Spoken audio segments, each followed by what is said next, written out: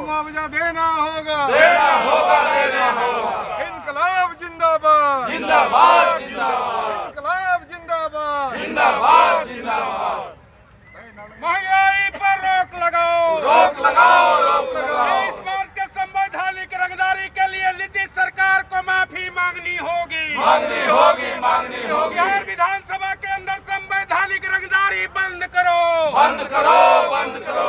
काल में मारे गए लोगों को 4 लाख का मुआवजा देना होगा, देना होगा, देना होगा। बेरोजगारी पर रोक लगाओ, रोक लगाओ, रोक लगाओ। पेट्रोल का दाम कम करो। आज का प्रोटेस्ट समग्र रूप से प्रोटेस्ट है।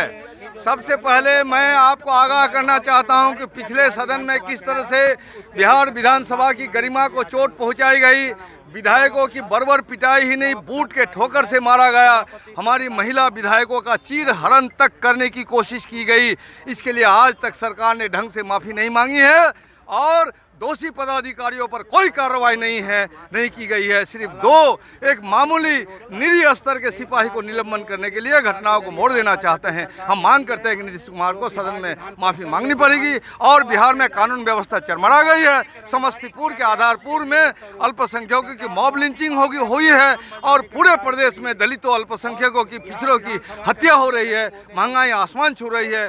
बेरोजगारी जो 19 लाख रोजगार देने का वादा है वो जुमला में तब्दील करना चाहता है नीतीश कुमार। इसलिए ये जुमला में तब्दील होने नहीं देगी बिहार विधानसभा और तमाम विपक्ष हम लोग एकजुट है। इन तमाम सवालों को लेकर के जोरदार ढंग से हम लोग आवाज़ बुलंद करने का फैसला लिया है। नीतीश कुमार को माफ़ी मांगना होगा और 2 लाख से ज़्यादा कोविड से मारे गए परिवारों को 4-4 लाख रुपया का मुआवजा देना होगा। जवाब दो, जवाब दो, जवाब दो। बिहार विधानसभा में विधायकों का अपमान क्यों नीतीश कुमार, जवाब दो, जवाब दो, जवाब दो। महंगाई पर रोक लगाओ, रोक लगाओ, रोक लगाओ। 20 लाख बेरोजगारों को रोजगार। यह बहुत ही स्वाभाविक विरोध प्रदर्शन है।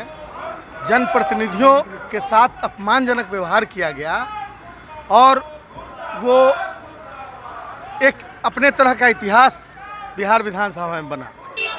सारे पुलिस के बंदूक के नोक पर जो बिल पास कराया गया वो बिल एक दिन बाद भी कंसेंसस क्रिएट करके कराया जा सकता था, लेकिन इस तरह की जो हिटलर शाही हुई इसके विरुद्ध इस प्रजातांत्रिक देश और राज्य में यह विरोध प्रदर्शन और विरोध की अभिव्यक्ति बहुत स्वाभाविक है।